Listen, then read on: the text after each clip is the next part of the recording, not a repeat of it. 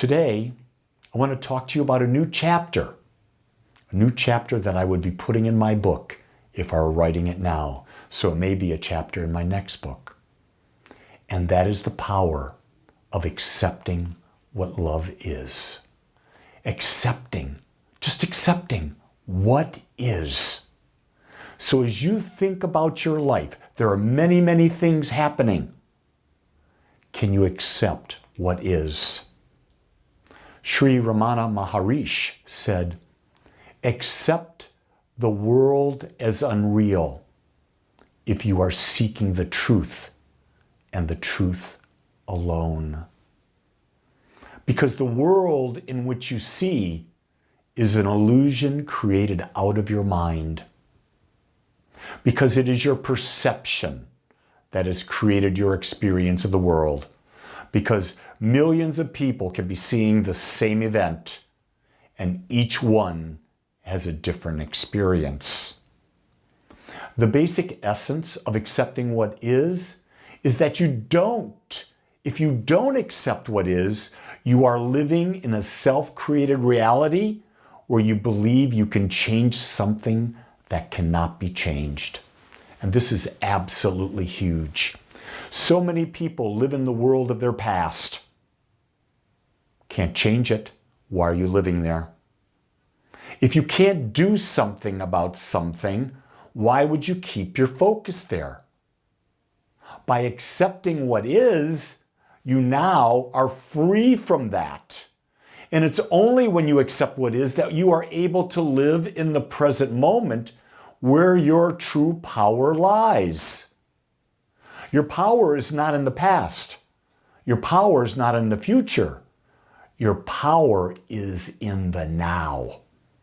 So in order to be in the now, you have to accept what is. So let's explore this as to why we want to do that. So what are the benefits of accepting what is? Well, the first one we've already just basically touched on. You're able to live in the now.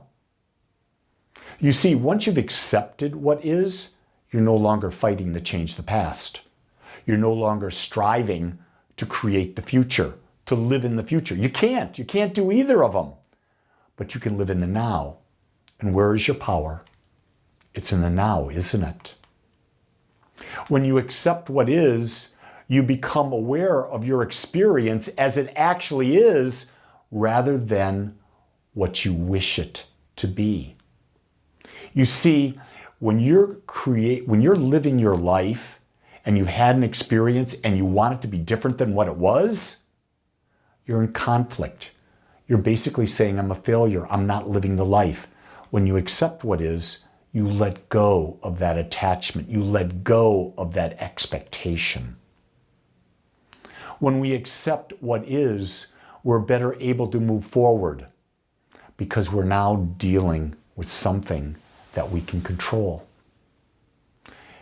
If I find out I have a health issue and I go backwards saying, I wish I'd done this, I wish I'd done that, I wish I'd done this, it's an absolute waste of time. But if I have a health issue, I'm now able to say, oh, I've got, let's say, blood pressure. My blood pressure is slightly elevated. What do? Well, I understand that stress causes blood pressure. It could be diet that causes blood pressure. By accepting that I've got a blood pressure problem, I can now move forward taking steps to deal with the situation. But if I'm not moving forward, it means I'm stuck in the past. I'm reanalyzing it over and over and over again.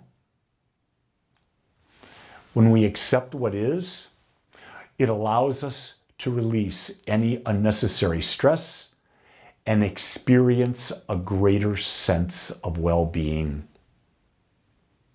Do you realize that almost all of your stress is because you're fighting what is? Or you're trying to control what has not yet happened? But by sheerly accepting it, just accepting it, you release that stress. You're now in the now. And there'll be a greater sense of well-being because you're not being thrown off, because you're trying to compare it to something that is impossible to change. When we accept what is, we step out of judgment and are better able to live in love. Think about that. If you accept what is, you're no longer judging it as good or bad. You've just accepted it. What I teach at Agape is that love is the awareness and acceptance of our wholeness. Can you accept in this moment that whatever you are is perfect for you? It's your uniqueness demonstrated by the quality of the mind, the thoughts that you've had within your mind, which are followed by the feelings, the actions, and the words. When we accept what is, it's when we can better love. I'm in my 52nd year of marriage.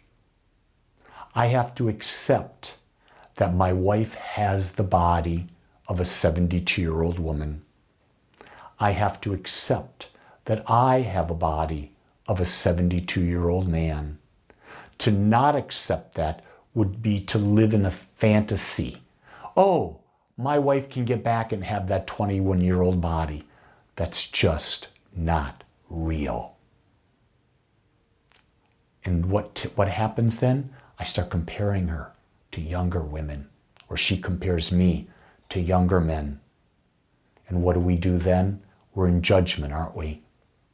When we're in judgment, we're out of love.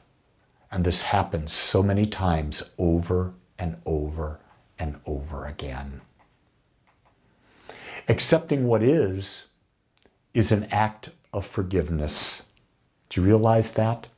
If you just accepted everything as it is, forgiveness is its natural state. You don't have to do forgiveness work. All you have to do is accept what is. Because if you do that, you're not blaming anyone. You're not judging anyone.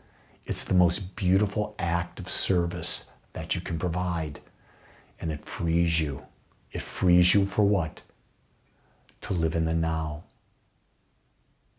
Accepting what is also frees you from analysis paralysis. How many times do we look at an event that's happened in the past and we analyze it over and over and over again, sometimes for years, sometimes for a lifetime? But once we accept what is, the analysis stops. We free our mind of all that unnecessary thinking, and we're better able to live in the now. When we accept what is, it gives us back our sense of control. Because now we can take action steps that deal with what is, something we can control as we move forward. And see, the whole thing about life, it's about growth and moving forward, having a greater and greater and greater experience of life. In order to have that, you have to accept what is in order to get back your sense of control, to create that new life. When you accept what is, you're able to better step out of the role of being a victim and into the role of the observer. How many of you play the victim role? You can only play that role if you're accepting what is, or what you're not accepting what is. If you're not accepting what is, you're the victim. It's being done unto you.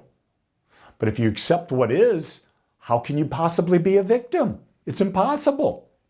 Because you've accepted it. There's no victimhood to be discovered here. When we accept what is, it contributes to an inner sense of peace. And we let go and stop fighting against what is. You can't fight against what is. It just is. And when you stop fighting, there's peace. Fighting is the opposite of peace. When we give up the fight, we achieve the peace. Accepting what is a spiritual practice. It increases our level of awareness that we're not victims of our body and our mind. In other words, we truly embrace that we are awareness. We are the soul. Pure and simple, we're the soul. And we have a body and we have a mind, but we're not the body and the mind. They're vessels that we use to experience life. Accepting what is one of the greatest spiritual practices that you can build into your daily life. It will set you free in ways that you cannot even yet imagine. It will empower you. It will bring you a sense of inner peace and well-being. It will give you the ability to observe life at a greater and greater and greater level. The power of accepting what is allows us to fully embrace and understand what is going on. And consequently, we are now able to respond to what is, using our power to choose how we move forward in life. If you knew how powerful you are, and if you knew the powerful power of accepting what is, would you just accept it? Give it a try. Don't believe a word I say. Test it out for yourself this week. Something happens, accept what is, move forward. Something happens, accept what is, move forward. At the end of the week, see how it works for you. I'll betcha you find a new you. I'll betcha life becomes easier. I'll betcha you have an inner sense of well-being and fulfillment.